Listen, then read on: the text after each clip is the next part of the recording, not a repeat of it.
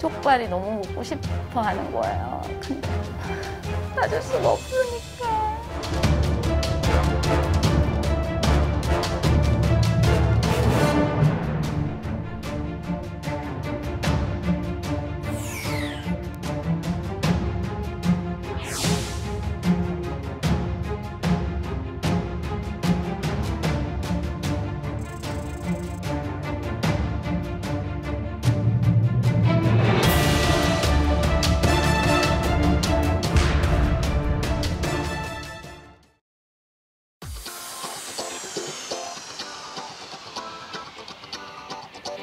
전례없는 경제 위기로 정부에서 11조 7천억 원 규모의 추경안을 내놨습니다.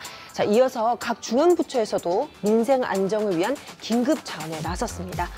예, 11.7조의 추경 많이 부족하다는 지적을 받고 있습니다. 오늘 박원순 서울시장도 너무 부족하다.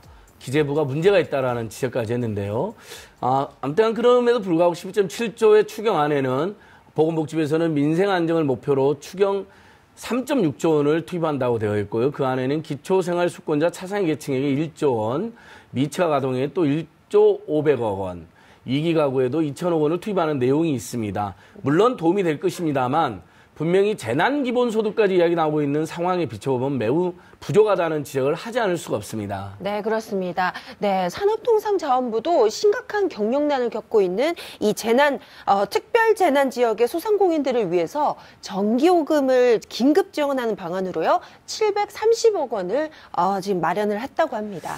예, 맞습니다. 그래서 정부와 지자체 또 건물주들께서 착한 임대운동 여러 가지 다방면으로 지금 취약계층과 소상공인을 위한 대책이 마련이 되고 있는데요. 그러나 대출을 받으려고 하면 두세 달을 기다려야 된다든지 착한 건물주운동도 일부만 진행되고 있다든지 또 정부의 지자체가 아까 말씀드린 것처럼 여전히 대책이 취약하고 부족하다는 이런 지적도 많아서 네. 저희들이 TV임성구에서는 그런 부분에 대한 보완도 계속 요청하도록 하겠습니다. 네, 그렇습니다. 또 정말 안타까운 부분이 있는데요. 이 감염병 예방을 위해서 이 사회적 거리두기가 요즘 많은 분들이 하고 계시잖아요. 예. 근데 이 사회적 거리두기가 취약계층에게 또 다른 피해를 가지고 오고 있다고 하는데요. 저희가 어떤 내용인지 직접 만나봤습니다. 함께 보시죠.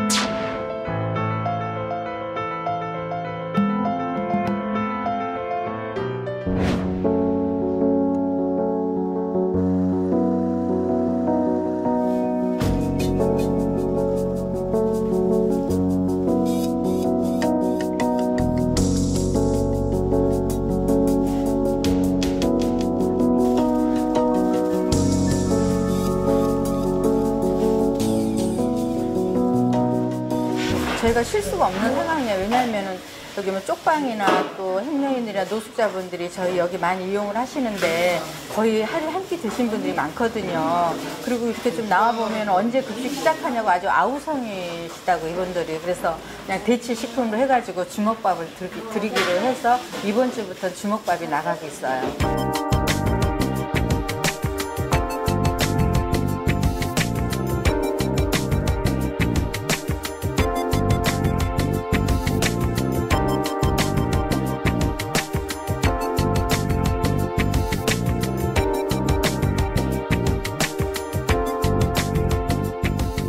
주먹밥은 이 정도로 할 수가 있는데 급식은 한 25분 정도가 나오셔야지 온활하게 돌아갈 수 있거든요. 봉사 나와달라고 전화해서 그건 좀 힘들더라고, 상황이. 근데 아무래도 지금 이 단계에서 조금 후원이 들어오면은 저희가 더 따뜻한 선물을 더 많이 해드릴 수 있겠죠. 후원이 안 되면 뭐 지금 당장이라도 문을 닫아야 그런 상황에서 일을 하고 있거든요.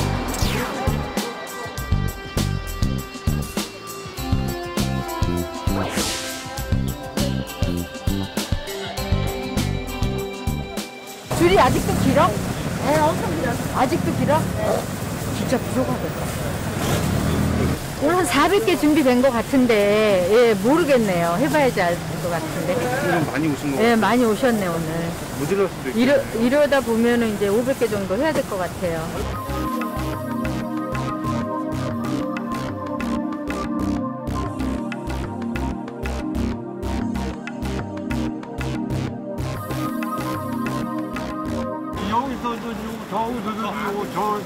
조금만 주던 게 안 주는 데가 많으니까 주는 데로 몰리니까 감당을 못해요, 주는 사람들이. 만약에 이마저도 없어진다면 어떻게 해야 되실 것 같으세요?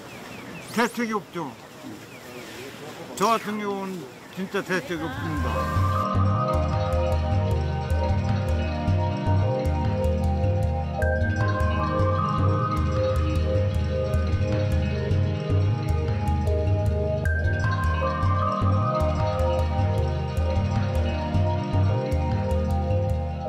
이게 점심이잖아요. 이거 드시고 나면 또 오늘은 또 드실 거 있으세요? 없어요. 없으세요? 네. 그럼 오늘 이거 드시면 이제 또 내일까지 기다리셔야 되는 거예요? 네. 이 주먹밥이라도 배식이 끊기면 진짜 큰일 나겠어요, 어머니. 큰일 나고 마고. 돈을 못 버니까 이제 앞으로 어떻게 살아야 될지 그게 제일 막막한 것 같아요. 이제 언제 다시 일을 시작할지, 언제 저도 언제 다시 애를 학교에 보낼지도 모르겠고.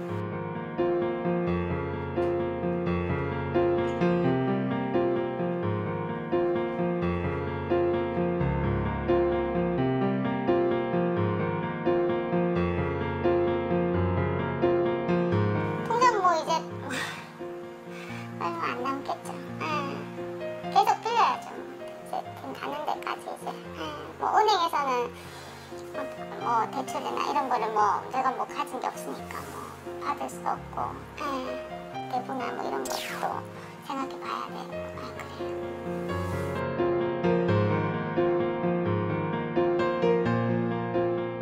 뱃속에서부터 이렇게 선천성으로 이제 심장병이 있어가지고 다른 애들보다 이제 이렇게 약하고 숨이 차거나 잘 뛰지 못하고 그런 신체적인 것 있고, 요즘은 집에만 있어서 그런지 아이가 이제 틱이 오고 많이 걱정이 되는데, 이게 심리치료를 좀 받고 싶은데 이 수급자가 아니고 하니까 그런 도움도 못 받더라고요.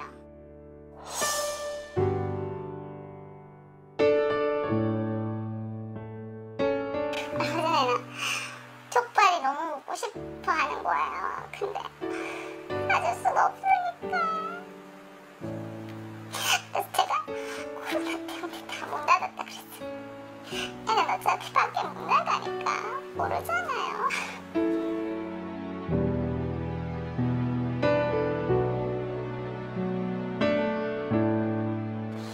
일을 할 수 있는데도 일을 못하는 이 심정도 진짜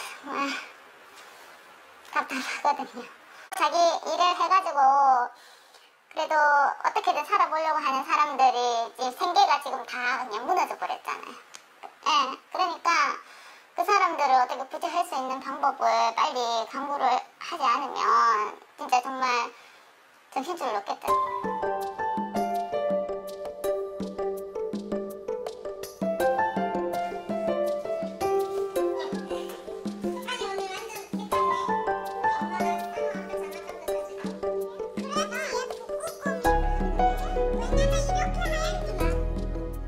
모든 게 중단된 거죠. 고립돼 있다는. 진짜로 집에 고립이 돼 있어요.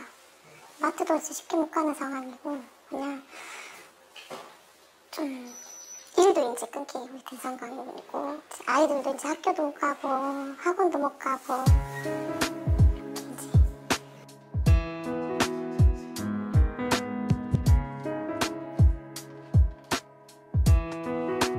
제가 수중에 가지고 있는 돈이 얼마 없으니까 이게 자꾸 떨어져 나가는 그 기분이 좀 2배가 되고 있는 것 같아요. 제가 느낀 체감이.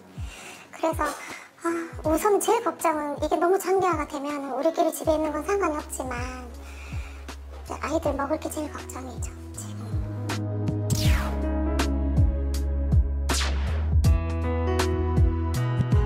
지금 배달이 안 돼요. 중국집이나 이런 데도 닫아가지고, 그리고 또 이거를 쓰는 사용처가 동네에 많지도 않아요, 그렇게 많이. 제일 무서운 게 코로나19가 오는 게 문제가 아니고요. 애랑 애랑 저랑 셋밖에 없으니까 만약에 누구 하나라도 걸리면은 어떻게 하지 하는 이런 걱정 있잖아요. 애들 봐줄 데는 없고 그런다고 또 하나를 냅두고 가자니 또 그런 것도 있고 아니면 애만 혼자 또 격리돼서 그런 생활 할까봐 그런 온갖 생각이 다 들어요. 코로나19보다 그 뒤에 상황이 더 무서우니까 이제.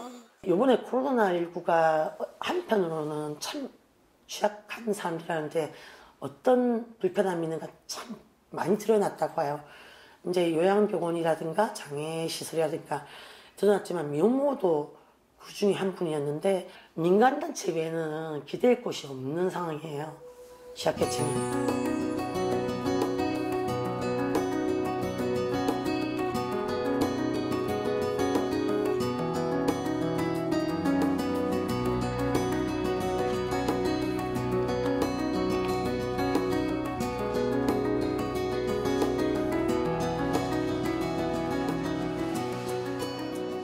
그냥 빨리 지나갔으면 좋겠어요. 아무 일 없단 듯이 그냥 우리 애들도 학교 가고 저도 새로운 일자리 찾아서 일하고 싶은 그런 평소에는 좀 힘들다고 생각했던 것들이 이제는 좀 그리워요.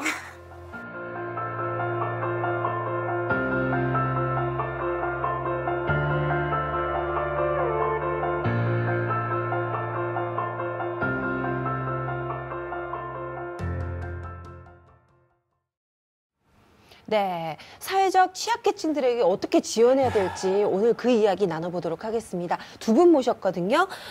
서울여대 사회복지학과 정재훈 교수님 그리고 한국모금가협회 황신혜 이사님 나와주셨습니다. 안녕하세요. 네, 반갑습니다. 정재훈 교수님은 예전에 네. 상지대 있다 서울여대로 가셨고 맞습니다. 예. 두 번째 출연이시고요. 맞습니다. 고맙습니다. 네. 우리 황신혜 이사님은 한국모금가협회 네. 우리 시청자들이 생소하실 것 같아요. 아주 좋은 일하는 분들이 같은데 네. 간단하게 설명 한번 해주세요. 네, 우리나라 네. 사회에 이제 네. 모금이 굉장히 활발해지면서 다양한 모금의 현상이 일어나거든요. 네. 근데 모금은 그 어느 때보다 투명하고 시민들이 그렇죠. 믿을 수 있게 이루어져야 되기 그렇습니다. 때문에 저희가 모금 종사자들 네. 또 기관들 대상으로 투명한 모금에 대한 제도에 대한 교육이나 가이드 이런 것들을 제공을 하고 시민들께도 기부에 대한 가이드를 드리는 이제 전문 모금 기관 이렇게 보시면 될 것 같습니다. 좋습니다. 네. 특히 이렇게 재난 시기에 맹활약을 해주셔야 될 분들이어서 오늘 모셨습니다. 정 교수님, 방금 사례에 보면 무료급식소마가 없어지고 심지어 우리 한부모 가정 있는데 뭐 지원이 있긴 한다지만은 기초생활수급자가 아니면 아주 미약한 지원이고 네. 그런데 지금 집집마다 뭐 마스크 비용이니 급식 비용이니 아동 돌봄 비용이 이건 막 늘어나고 있는 상황이잖아요. 지금 상황이 어떻습니까? 예. 그러니까 한부모 가족 중심으로 말씀을 드리면 네. 이제 우리가 뭐 보통 한부모 가족 실제 조사라는 걸 3년마다 하는데 네. 최근 조사 2018년 결과를 보면 10가구 중에 4가구 정도가 지원을 받고 있어요. 예. 근데 한부모 가족 그 지원 그 조건이 중위소득의 또 이제 52% 중간소득의 한 절반을 버는 가족들. 예. 그러니까 받고 있다는 가족들 같은 경우에 이제 그 한 절반 소득인데 국민기초생활보장은 또 그 중위소득의 30%에서 40%거든요. 그렇죠. 예. 무슨 얘기냐면 50%하고 30%의 간극 있잖아요. 이 20% 사이에 있으신 분들이 지금 소득은 사실 그 이제 기초생활수급자 수준으로 떨어졌는데 네. 아무런 혜택을 받지 못하는 그 부분이 참 답답한 이 부분인 것 부분이죠. 같아요. 한 20%. 사각지대네요. 그러니까 맞아요. 사각지대가 예. 굉장히 광범위하게 이번 기회에 이번 사태를 계기로 해서 한국 사회에 얼마만큼 복지 사각지대가 광범위하게 존재하는지가 이제 뭐 한부모 가족이든 뭐 노인, 아동, 청소년 부분에 확 드러났다고 볼 수 있겠죠. 네, 그 교수님 말씀대로 지금 이렇게 위기 상황에서는 차상위 계층도 소득이 없다 보니까 네. 이 기초생활수급자가 뭐 상황과 거의 마찬가지다라고 얘기할 수 있을 것 같은데요. 그렇죠. 네. 자, 근데 국내에 얼마나 많은 취약계층이 있고 또 사회적 거리두기 지금 하고 있는데 네네네. 이게 이분들에게 얼마나 큰 악영향을 미치고 있는지 좀 얘기해 주세요. 네, 기초생활수급자는 사실 전 인구의 한 3.4%다. 그래서 굉장히 작은 비율이에요. 근데 보통 선진국들을 보면 기초생활수급을 하시는 그 이제 그 비중이 한 10% 정도는 되거든요. 아, 맞네요. 예, 그러니까 뭐 단순 비교를 한다 하더라도 우리가 아직 그만큼 사각지대가 많이 존재하고 있다라고 볼 수 있을 것 같고 사회적 거리두기. 근데 이게 어떤 면에서는 특히 이런 분들에게는 사회적 밀어내기가 되고 있는 상황이다. 급식 서비스부터 시작해서 사실 그렇지 않습니까? 따뜻한 그 밥 한 끼가 사실은 단순한 끼니 해결이 아니라 사회적 온기, 사회적 접촉의 어떤 굉장히 중요한 수단이었는데 이것이 이제 완전히 사라져버린 그런 상황들. 예, 이렇게 볼 수 있겠죠. 이사님도 뭐 최근에 어떤 사례 하나 접하셨다면서요? 네. 지역아동센터 거기도 지금 운영이 폐쇄돼 버렸나요? 그렇죠. 거기 원래 서민층 아이들이 가는 데인데. 맞습니다. 이제 경주와 대구에 저희가 가깝게 지내는 지역 아동 센터들이 있어서 연락을 해보면 이제 가장 위기가 심각하니까 거기도 어떤 조치들이 취해지지 않았을까라고 생각을 하고 전화를 해봤는데 이제 공식적으로는 폐쇄 조치가 이루어져야 되는데 이 아이들이 정말 어려운 집 아이들인 거예요. 어머니는 뭐 일하러 나가셔야 되고 밤 늦게까지 아이들만 방치를 해야 되는데 그 급식을 하는 거라든지 아이들의 낮 시간에 에너지는 많은데 가야 될 곳도 없고 할 거리도 없고 보호자도 없는 이런 상황들이 무한정 방치되고 있고 또 제공되는 음식들도 굉장히 뭐 이렇게 김밥, 주먹밥, 우유, 빵 이런 거를 삼시세끼 먹고 있는 게 사실은 굉장히 말이 안 되는 상황이다라는 생각이 드는 거예요. 근데 선생님들이 안타까우시니까 이제 그거를 계속 밤이고 낮이고 개인적인 희생을 해야 되는 상황들이 또 있다는 거죠. 그러니까요. 정 교수님, 결국 이제 우리가 방역대로 하면서 사회적 거리두기에 협조는 하지만 한편으로 사회복지 서비스가 이렇게 막 사방팔방에서 축소되고 없어지고 아이들이 방치되고 특히 이제 방금 지역아동센터에 나왔는데 한부모 가정에 예를 들면 이제 엄마나 아빠가 둘 중에 한 분이 만약에 실직해 버리면 여기는 당장 애들 끼니 문제도 생기는 거 아닙니까? 맞아요. 이게 상식적으로 생각하더라도 방역에 초점을 주던 초기 대응에서 이제는 관리의 개념으로 가야 되지 않겠느냐.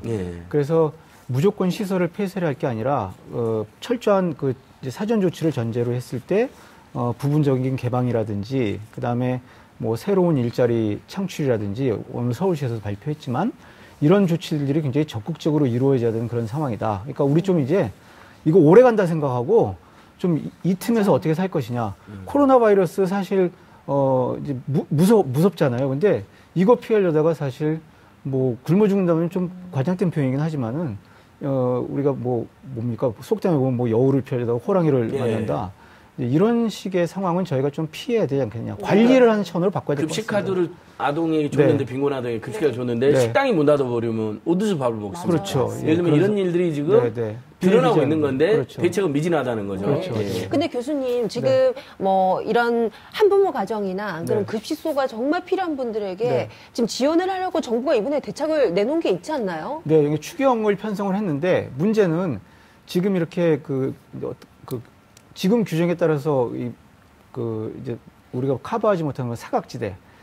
이분들이 만약에 이 제도에 못 들어오게 되면은 추경이 금방 이제 이제 투입이 되면은 기존 수급자들은 금방 온기를 느끼실 수 있어요. 근데 사각지대에 계시던 분들은 어떤 식으로 여기가 전달이 될지 사실은 이게 좀 좀 이렇게 불투명한 상황이라고 보습니다. 그러니까 오늘 서울시는 보니까 기존 지원이나 추경 지원 빼고 지원을 못 받는 분들 중위소득의 100% 117만 가구한테 30, 50만 원을 바로 지급하는 거로 이제 대책이 서놨는데 이게 어떤 지자체는 떼고 어떤 지자체는 안 되니까 또 문제가 있는 것 같아요. 지자체별로 이제 너무 불균형적인 어떤 대응책, 그다음에 뭐 아이들이 급식카드를 쓸 수 있는 지역도 굉장히 차이가 나다 보니까 서울시는 좀 양호한 편이지만 그렇군요. 이렇게 지자체에서 이런 취약계층들에게 지원을 하려고 지금 준비를 하고 있다고 하는데요. 박철민 기자의 브리핑으로 한번 정리해 보도록 하겠습니다. 위축은 물론 세계 경제가 침체로 향하는 상황에서 우리 경제와 민생을 지키기 위해서 불가피하다면 더한 대책도 망설이지 말아야 할 것입니다. 가장 힘든 사람들에게 먼저 힘이 되어야 합니다. 취약한 개인과 기업이 이 상황을 견디고 버텨낼 수 있도록 해야 합니다. 어려운 때일수록 더욱 힘든 취약계층, 일자리를 잃거나 생계가 힘든 분들에 대한 지원을 우선하고 실직의 위험에 직면한 노동자들의 일자리를 보호해야 합니다. 또한 경제 위축으로 직접 타격을 받는 소상공인과 자영업자들이 쓰러지지 않도록 버팀목이 되는 역할에도 역점을 두어야 합니다. 네, 지난 16일 문재인 대통령은 추경안에도 취약계층을 지원하는 예산이 담겨 있다. 사각지대가 있을 수 있지만 어떤 형태로든 코로나19로 타격을 입은 취약계층 지원은 중요하다며 취약계층 지원의 중요성에 대해 강조했습니다. 그리고 각 지역 지자체들은 앞다퉈 취약계층 지원 계획을 밝혔는데요. 먼저 서울시입니다. 바로 오늘 오전 박원순 서울시장이 독자적인 재난생활비를 지원하겠다고 밝혔습니다. 서울시 중위소득 100% 이하 가구에 가구원 수에 따라 30만 원에서 50만 원을 상품권이나 선불카드로 지급합니다. 가구별로 1, 2인 가구는 30만 원, 3, 4인 가구는 40만 원, 5인 이상 가구는 50만 원으로 1회 지원하기로 했습니다. 또 경기도 화성시에서는 긴급 생계비 지원으로 1,316억 원의 추경 예산안을 마련했는데요. 화성시도 마찬가지로 전년보다 매출이 10% 이상 감소한 소상공인에게 평균 200만 원씩 주는 긴급 생계비와 소득이 감소한 직장인에게 평균 50만 원씩 주는 생계복지비, 확진자 방문지였던 가게의 자영업자에게는 최대 2천만 원을 주는 영업 손실비를 지원하기로 했습니다. 인천시도 최근 취약계층 복지 서비스를 강화하겠다고 밝혔는데요. 65세 이상 저소득층 공익활동형 일자리를 중단하지 않고 비대면 추진이 가능한 건강파트너 일자리로 전환해 한시적으로 운영합니다. 또 근무 중단 장애인 근로자에게 일을 쉬는 휴업 기간에 임금의 70%를 지급하고 급식 중단 상황이 길어져 식사를 못하는 기초생활수급자와 차상위 어르신, 독거노인은 2개월간 이용할 수 있는 경로식당 무료 급식을 제공합니다. 지자체들이 취약계층 추가 예산 투입을 계속하고 있는데요. 앞으로 더 많은 지자체들이 취약계층과 소상공인을 위해 아끼지 않는 지원이 있어야 할 것입니다. 그리고 긴급하게 투입되는 예산인 만큼 취약계층에게 빠르게 풀려 지원이 되길 기대해봅니다. 지금까지 박철민의 브리핑이었습니다. 예, 박철민 기자 수고 많았습니다. 네, 수고 많으셨습니다. 아무리 생각해도 중앙정부의 11.7조 너무 작은 것 같고요. 그다음에 지자체도 하는 데는 고마운데 안 하는 데 많습니다. 이래서는 안 되지 않을까요? 네, 예. 맞아요. 자, 이렇게 취약계층을 돕는 분들 바로 이 자원봉사자분들입니다. 그런데 이분들에게도 다양한 물품들이 필요하지 않겠어요? 뭐 도시락 생필품, 방역 물품 이런 걸 구매하기 위해서는 지원금이 필요한데요. 이번에 코로나19가 발생을 하고 취약계층을 위해서 써달라고 하는 이 기부금이 상당히 또 많이 모였다고 합니다. 자, 황진희 이사님, 사상 최대로 모였다고 하던데 기부금 규모가 얼마 정도 되나요? 이번에 거의 사상 초유의 기부금이죠. 네. 약 그 총액 기준으로 따지면 2천억 원 가까이 모이는 것 같아요. 네. 뭐 일자별 차이는 있기는 하지만 초록우산 어린이재단 같은 네. 경우는 뭐 한 32억, 그리고 굿네이버스 같은 경우에는 20억 원, 그리고 희망브릿지 전국재해구호협회 같은 경우에는 거의 900억을 넘어서서 이제 1,000억 가까이 된다고 하고요. 사회복지 공동모금에는 한 625억, 이게 3월 15일자 기준이고 대한적십자사는 약 370억 수준의 기부금이 모였습니다. 네. 근데 이 중에서 집행된 수준은 한 30% 수준 현재 진행이 되고 있습니다. 그래도 그 재난관리기금은 집행이 안 돼서 문제가 되고 있잖아요. 네. 뭐 재구호금 합쳐갖고 5조쯤이 넘는데 그래도 이 우리 민간 공익단체들은 상당히 많이 집행을 했네요. 거기에 비하면. 근데 이사님 이렇게 이제 정말 우리 국민들이 사회적 연대로 이 위기를 지금 극복하고 있는데 요런 돈들 주로 어디에 어떻게 쓰여져요?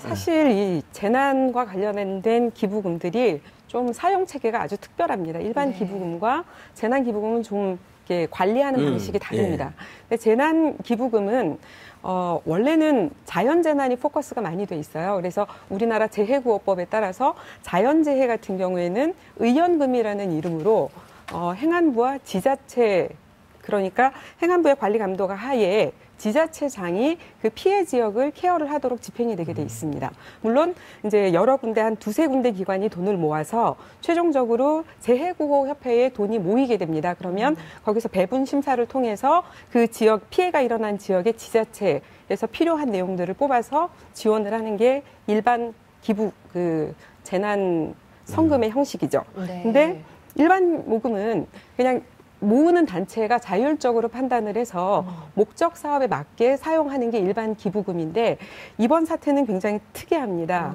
그러니까 보통 자연재난 같은 경우에는 재난의연금 해서 정부의 주도하에 이제 지자체가 필요한 어떤 특정 지역, 특정 피해자 대상 이렇게 명확한 대상들이 있거든요. 근데 이번에 아주 감염병으로 광역 단위의 어떤 피해가 발생을 했고 한 개별 지자체장이 그거를 집행할 수가 없는 구조인 거예요. 그렇다 보니까 이제 누가 어떻게 피해를 많이 입었고 또 어떤 상황으로 이제 이걸 대처를 해야 되느냐에 정부도 공평성이나 여러 가지 공정성의 문제 때문에 사회 뒤탈이 없게 하기 위해서 피해 조사를 잘 해야 되는 상황인 거죠. 그렇다 보니 재해관리기금은 늦게 이제 집행이 되는 거고 기부금은 상대적으로 빨리 집행이 될 수 있습니다. 네. 근데 네.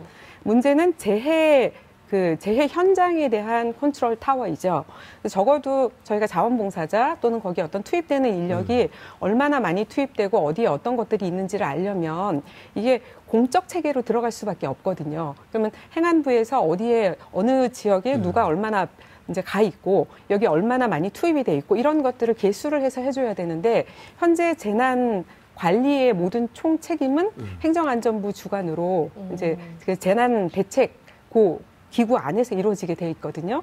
그러니 기부금을 아무리 쌓아놓고 있어도 거기에 이제 정말 필요로 하는 것에 대한 정보를 얻지 못해서 또는 이제 어떻게 우선순위로 들어가야 될지 몰라서 돈이 지급되지 않는 경우가 많습니다. 그러니까 네. 보니까 그래서 이미 그냥 사용해도 되는 금액은 사용이 됐는데 네. 정부랑 협의를 해야 되고 이런 예. 돈들은 허가를 받아야 되는 데는 사용이 안 된 것 같은데 맞아요. 예전에 강원도 산불 네. 또 세월호 참사 때도 국민들께서 사회적 연대로 많은 모금을 네, 하셨잖아요. 네, 맞습니다. 그것들은 어떻게 다 잘 쓰여지고 거의 있겠죠? 아마 90% 이상은 다 집행이 됐다고 제가 알고 있습니다. 네. 이제 보통 재난이 터지게 되면 1차적으로는 긴급 지원이 필요하죠. 이머전시 상황이기 때문에 네. 1차적으로 긴급으로 들어가고 2차적으로는 거기에 이제 봉사자나 뭐 이제 소요되는 비용을 커버를 하게 돼 있죠. 그리고 아울러서 거기에 직접적인 어떤 피해를 입은 사람들에게 일종의 보상 차원의 이제 보전을 해주는 형식이 있습니다. 네. 그리고 나서 가장 큰 부분은 사실은 복구입니다. 재난 복구. 그래서 재난 복구 같은 경우에는 단시일 내에 이루어지는 게 아니고 뭐 짧으면 몇 달, 길면은 뭐 한 2, 3년 그 이상 걸릴 수도 있기 때문에 어떻게 보면 기금을 한 번에 다 쓰는 게 맞다라고 하기에는 좀 어려운 부분도 네. 있습니다. 그래서 이게 좀 가장 중요한 질문일 것 같은데요. 지금 기부금 지급 체계에 뭔가 문제가 있어 보여요. 어떤 게 지금 가장 시급하게 바뀌어야 될까요? 사실 현장에서 공무원들도 많이 고생을 하시고 모든 거기에 투입되는 인력들이 굉장히 혼신을 다해서 애를 쓰시는 게 어떻게 보면 국민들이 박수를 쳐야 되는 상황은 맞는 것 같아요. 예. 근데 이제 기부금이 빨리 모였는데 빨리 집행이 안 된다. 이게 좀 아쉬우신 것 같죠? 근데 재난이기 때문에 정부가 무슨 일을 할 때는 공정성이 굉장히 중요합니다. 이제 급하다고 돈을 막 써놓고 나중에 이제 책임 문제가 발생을 하면 한 개인이 책임을 질 수 있는 구조가 아니기 때문에 정확한 데이터를 수집을 하고 거기에 맞춰서 집행 근거를 이제 제시를 해야 되는 거죠. 근데 네. 요런 상황이 재난 시에는 쉽지가 않다라는 겁니다. 좀 더 많은 논의가 필요할 것 같다는 네. 생각이 듭니다. 네. 민간 기부단체와 이 정부 기관이 기부금의 빠른 집행을 위해서 좀 합의점을 어서 빨리 이뤘으면 좋겠다는 생각이 듭니다. 효율적으로도 써야 되고. 네. 정 교수님 마지막으로 뭐 어떤 대책 지금 제일 시급한가요? 이 사각지대. 예. 사각지대 관련해 가지고 어쨌든 빨리 그 이제 소득 수준 상관없이 필요한 사회 서비스 아까 심리치료 이야기도 나왔었잖아요. 네. 빨리 그런 분들에게 서비스 주는 이제 그런 것들이 이제 신속하게 이루어질 거라고 생각합니다. 네. 예. 네. 오늘 두 분 말씀 감사합니다. 다음에 또 모실게요. 고맙습니다. 감사합니다. 한 번 더 모시겠습니다. 네, 감사합니다.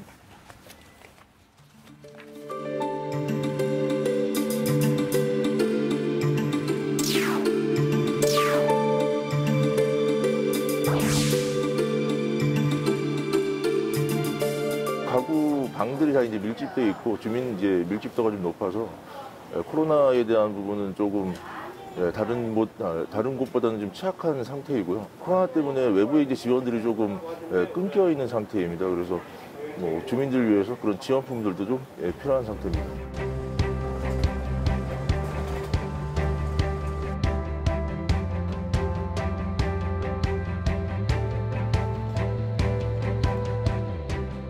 서울시하고 그 쪽방통 상담 센터하고요 같이 저희가 협력해서 여기 그 돈이문뿐만이 아니라 서울시의 쪽방촌 그 3085세대 저희가 재난 취약계층 대상으로요 코로나19 대응 긴급보호 세트를 이렇게 지원하게 됐습니다. 마스크하고 손소독제 같은 위생용품하고요. 그리고 이제 비상식량 세트 한 10종 정도로 구성된 긴급보호 세트입니다. 저희 이렇게 응원하고 있으니까 힘내시라고 한마디 해드리고 싶습니다.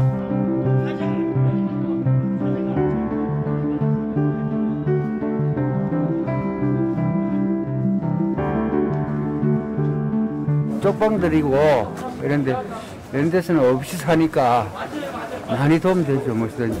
안녕하세요. 네, 전달 좀 해드릴게요. 저 이제 김이랑요. 아이고. 햇반이랑. 아이고 맛있네. 이렇게 많이 먹었다. 네. 얼마나 좋아요 이렇게 해다 주시니까. 누가 와서 해주는 사람도 없고 그런데 이렇게 와서 이렇게 갖다 주고 해주시니까 얼마나 고마워.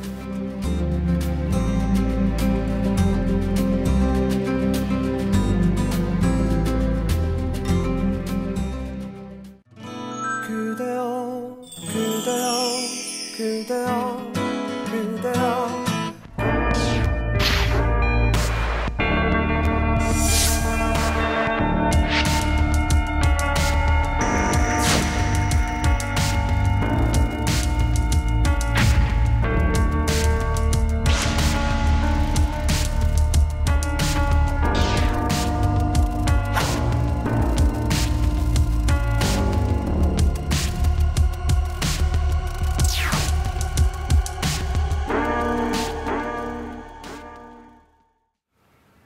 네.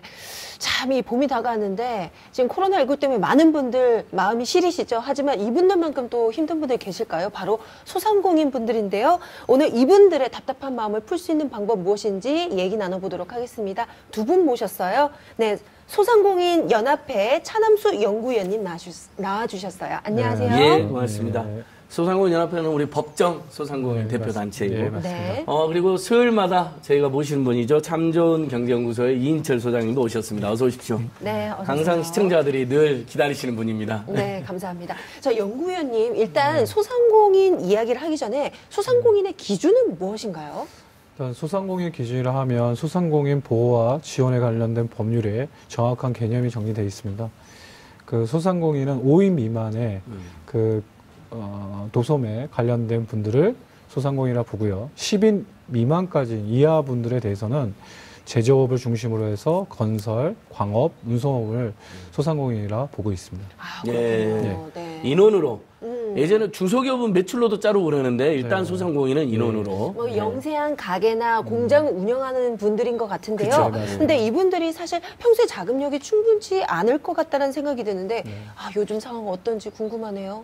네. 그 현재 상황은 지금 뭐 다 어려운 상황이긴 하지만 저희는 직접 그 고객과 가장 밑바닥에서 그 영업을 하고 있는 업종이지 않습니까? 경제 영역이다 보니 그분들이 갖고 있는 그 체감 느끼는 상황은 어떻게 보면 말로 표현할 수 없다 이렇게 말씀드릴 수 있을 것 같습니다. 예. 그 소상공인 연합회가 2월 달에 조사를 2번이나 하셨더라고요. 네, 그다음에 얼마 전에 KT 빅데이터 센터하고도 했는데 유동인구가 7-80% 줄어들었고 실제 서울 매출만 하루에 3천억이 줄어들었다는 보고가 나왔던데 특히 어디가 그렇게 더 어려울까요? 저희가 2월 달에 1차, 2차 네, 봤습니다. 네, 보셨죠? 그때 97.6%가 매출에 대한 인식을 물어봤을 때 감소했다는 분의 답변이 나왔고요. 네. 그리고 아까 소상공인 빅데이터 말씀을 주셨는데요. 빅데이터 연구소에서 나온 거는 서울 중구랑 대구를 조사했습니다. 그때 유동인구가 한 80%가 줄었다. 그래서 저희가 이제 아까 그 우리 소장님께서 앵커님께서 말씀해 주신 대로 매출로 따진다면 한 1,000만 원 정도 버는 분이 한 200 버는 거고 그럼 쉽게 이렇게 계산하면 좀 범위가 크니까 100만 원 번다 하면 20만 원.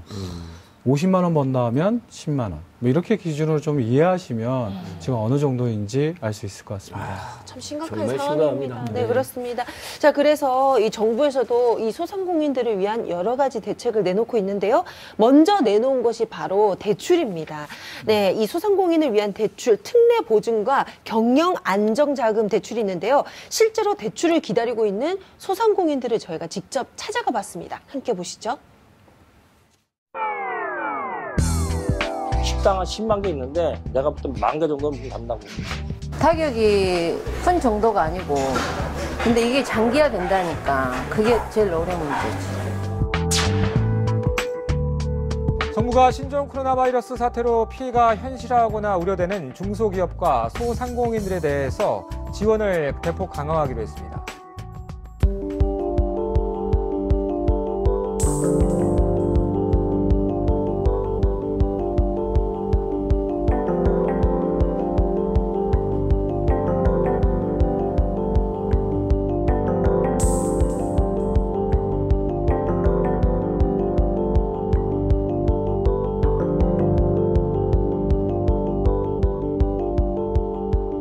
하루 평균 매출 많을 때는 보통 150에서 200?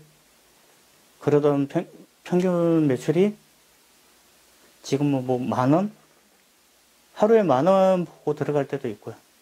그냥 아침부터 문을 열어놓고 저녁에 그냥 퇴근하는 거예요. 그게 더 힘든 거죠. 매번 아침에 고객이 오기를 바라고 문을 열고 기다리고 있고 그게 이제 힘이 드니까 그렇게 이제 소상공인 전체 기금 나왔을 때 신청을 했던 거죠.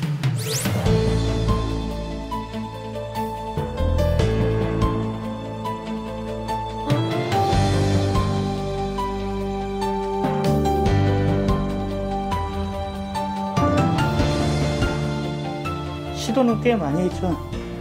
전체적으로 지금 계속 시도는 하고 있는데 조금만 기다려주세요. 대답은 되돌아오는 대답은 그 대답이에요.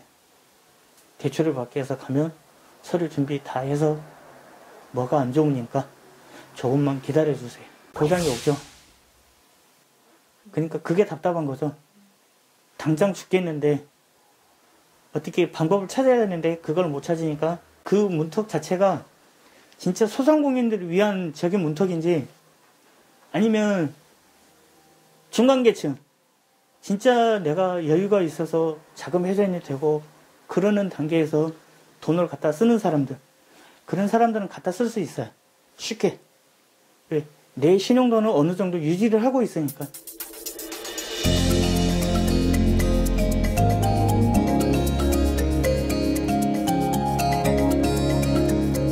사람들이 아예 없잖아요.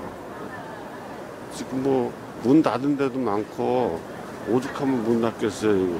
어디는 뭐 90%니 뭐 80%인데 저희는 100%예요. 나와서 게시를 못해요. 한 3, 4일에 게시할까?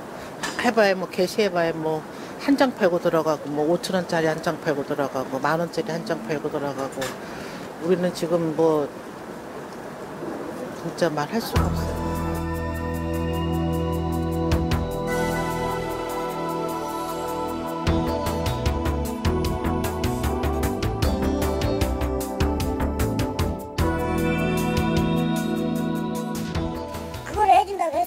서류고 뭐 같은 것도 이렇게 간략하게 해서 딱딱딱딱 해서 그걸 접수를 하면 심사해서 이렇게 받을 사람 받고 못 받을 사람 못 받는 게 좋은데 서류 심사가 너무 까다로운 거예요. 그러면 뭐 하나만 하지 지금 상인들이 거기 시간 내밀고 그거 서류 다 해갖고 가서 그거 접수할 사람이 어디가 있어. 근데 뭐 도움을 준다 뭐 해도 실질적으로 우리한테 피부에 와닿는 건 하나도 없어. 죽을 맛이야 이게 진짜로. 한마디로 죽는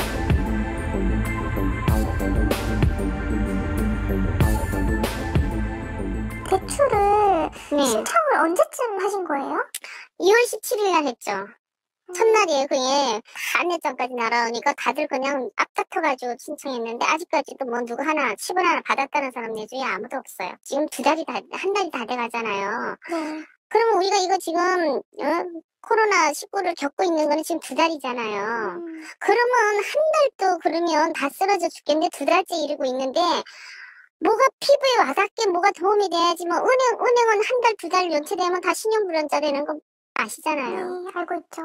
말도 못해요 지금 다들. 지금 이러다가 이거 지금 다 쓰러져 죽겠다고 지금 그러고 있어요. 진짜 소상공인들이 필요하는 거. 신용등급 1, 2등급만 보완을 해주면은 조금 힘든 소상공인들은 대출을 받을 수 있어요. 소상공인들한테 도와줄 수 있는 방안.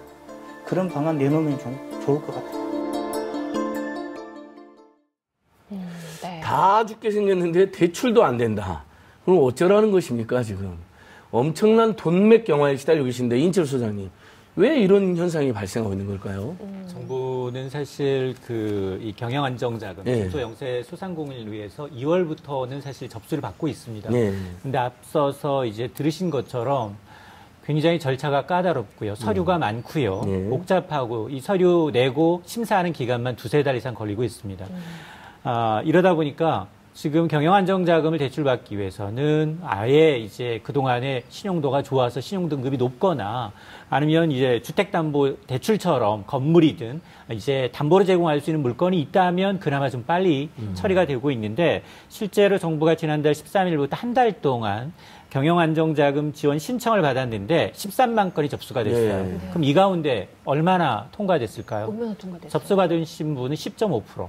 아이고. 10가게 가운데 한 가게가 겨우 신청을 받았는데요. 네. 여기 서류도 엄청날 뿐더러 서류 갖고 가야 되는 데가 엄청 많아요. 신청 절차가 중소벤처기업진흥공단 예. 들려야 되고요. 예. 그리고 소상공인 시장진흥공단 들려야 되고 여기서 네. 확인서 받아야 합니다. 그리고 지역신용보증재단에서 보증서 띄워야 되고요. 예. 그리고 난 다음 다시 은행으로 가야 돼요. 아이고. 그러니까 이런 최소한 세네 번 정도 이제 이 발품을 팔아야만 네. 원서 서류 접수가 되는 거예요. 원스톱으로 해주면 안 되나요? 참 그러니까요. 예. 굉장히 아쉬운 부분인데요. 근데 그래도 이틀 전에는 보니까 지금 결과가 하나 지금 나왔던데 소상공인 긴급 지원을 위해서 이 시중은행에서도 대출이 가능하도록 위탁 보증제도를 보증. 도입했다. 그러니까 근데 이게 무슨 내용인지 좀 소상공인이 대출을 받기 위해서는 반드시 보증기관의 보증서가 있어야 돼요. 거기를 우리는 주로 이제 신용보증기금과 같은 보증기관을 들려야 하는데 그걸 빼준 겁니다. 그걸 빼주고 그래 너는 지금까지 줄곧 신용보증금을 이해해왔기 때문에 좀 신속하게 지원받을 수 있도록 이 단계를 하나를 없애주고 시중은행에서 바로 이제 대출을 맞춰서 신속하게 지원해주겠다라는 취지예요. 네. 그러면 그러면 당초 한 두세 달 걸리던 이런 심사 기간이 조금은 줄어듭니다. 왜냐하면 통상 하루에 처리 건수가 한 2,500여 건에서 7,000건 정도, 3배 정도 업무 속도가 좀 빨라져요. 그러니까 한 보름 정도 빠르면 보름 정도 이제 서류 심사 기간을 좀 단축시켜서 가능하면 신속하게 대출을 처리해 주겠다라는 취지입니다.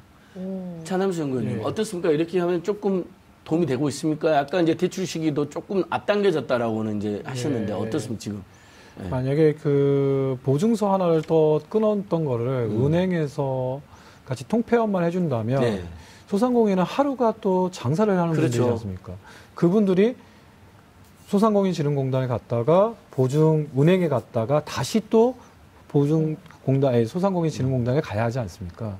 그거를 은행에서 통폐합해 준다면 어차피 한 번의 정도는 줄어들 수 있겠죠. 네. 그러니까요. 원스톱 서비스 그렇게 나온 지가 지금 10몇 년 전인데 우리 소상공인들 이렇게 까다롭다는 게 이해가 안 되는데. 맞아요. 인천 소장님 이번에 이제 어제 통과된 11.7조 추경. 거기에 우리 소상공인 대책 좀 충분합니까? 간략하게 평가해 주신다면요. 일단 총액 자체가 그다지 크지 않고요. 네. 미국은 한 1,000조 정도. 물론 우리보다 경제 규모가 한 10배 정도 큽니다. 뭐 1인당 120만 원 준다는 거 아닙니까? 그러니까 이게 일단 뭐 위에서 통과하든 안 하든 어떤 추진을 한다는 거고요. 네. 그리고 유로존이 한 400조. 그리고 지금 이탈리아가 극심하죠. 이탈리아가 한 80조. 이렇게 지금 돈 풀고 그리고 금리를 계속해서 낮추고 있어요. 근데 우리는 총액 자체가 11조 7천억 원이어서 이번 이제 이 국회 이제 임시국회 마무리 일정이 급하다 보니까 증액을 못했습니다. 정부안 그대로 11조 7천억 원이에요. 물론 약간의 세부적인 조정은 좀 있었습니다. 거기에 보게 되면 이 소상공인 경영안정자금이 한 2조 한 7천억 원 정도. 그리고 이제 지역 신용보증재단을 통해서 대출을 해주는 건이 있어요. 이게 한 3조 5천억 원 정도 되는데 물론 뭐 대구 경북 지역에 대해서 1조 원 정도 이제 증액이 됐고 이런 것들은 하지만 그래도 굉장히 조족지혈이다. 지금 당장 현장에서 급한 불을 끄기에는 이 규모 자체가 굉장히 크지 않다. 그래서 2차 끝나고 3차 이제 추경까지도 벌써 이제 거론이 되고 있는 상황입니다. 문재인 대통령이 2차 추경 재난기본소득까지 검토했다는데 이용 의원님 마지막으로 지금 대책 어떻게 보완해야 될까요? 분명히 문제가 있어 보이거든요. 저희는 이런 생각을 듭니다. 아까 방송에도 나왔지만 화성시처럼 지자체에서도 함께 이 어려운 그 취약계층을 위해서 뭐 자그마한 돈을 좀 보태는 것 같이 뭐 대기업에서도 이런 어려운 상황에 함께 동참하여 정부, 그다음에 지자체, 대기업 그래서 온 국민이 하나 돼서 이 국난을 극복하지 않는다면 이거는 모든 사람들에게 다시 어차피 경제랑은 함께 선순환돼야 하지 않겠습니까? 네, 예, 그런 부분들을 한번 생각하셔서 같이 함께 이 국난을 슬기롭게 극복하면 좋겠다는 말씀을 꼭 드리고 싶습니다. 네, 저는 진짜로 임대료 인하하고 네. 매출 급감한 중소상공인한테는 재난 기본소득 뭐 50만 원에도 100만 원 그거라도 큰 도움이 되지 않겠습니까? 네. 이건 결단 내릴 때가 됐다고 봅니다. 네, 그렇습니다. 오늘 함께 해주신 두 분 감사합니다. 네. 고맙습니다. 네. 자, 총선이 벌써 28일 앞으로 다가갔습니다. TBS에서는 배지를 달려는 자, 시민의 소리를 들어라, 시민 4.15 캠페인을 진행하고 있습니다. 자, 오늘 목소리를 내시는 분은요, 성소수자 어머니 정은혜 씨입니다. 이번 21대 국회 바라는 점이 무엇인지 저희 TV민생연구소가 들어봤는데요. 그걸 보시면서 저희는 마무리 짓도록 하겠습니다. 내일 오후 6시에 저희는 다시 찾아뵙겠습니다. 여기는 TV민생연구소입니다. 내일 6시 봬요.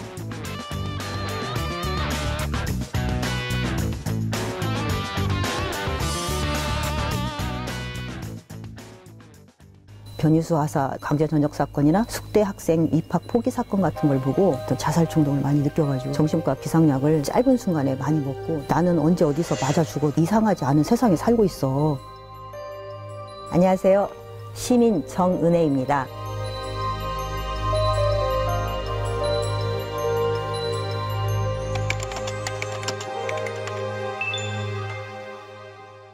제 아이는 바이젠더 팬로맨틱 에이섹슈얼이라는 성정체성으로 현재 트랜스 남성으로 살아가고 있습니다. 다른 사람들 볼 땐 남자거든요. 근데 그런 상태에서 화장실을 가는 거라든가 목욕탕 혹은 뭐 수영장 가는 것들에서 매번 혹은 병원에 가는 것도 어렵죠. 아파도 병원에 잘 가지 않고 견디다가 병을 키운다던가. 저는 제 아이가 2017년도에 저한테 그 얘기를 했을 때 제일 충격을 받았어요.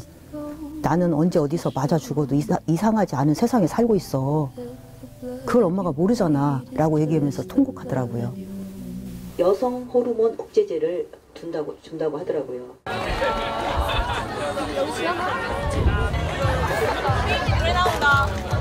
사람들이 갖고 있는 그런 편견도 좀 바꿔야 할 필요가 있고, 실제적으로는 법에서 이렇게 혐오나 차별하는 이런 부분들을 금지를 시키는 부분도 필요하고요.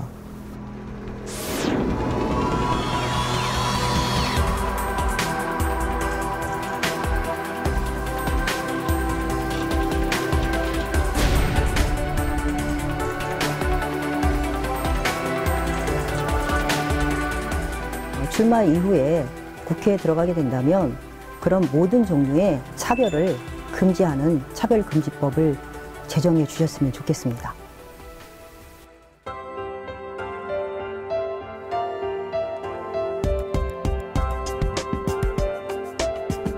제21대 국회에 제안합니다. 시민 정은혜는 혐오 차별 없는 사회를 바랍니다.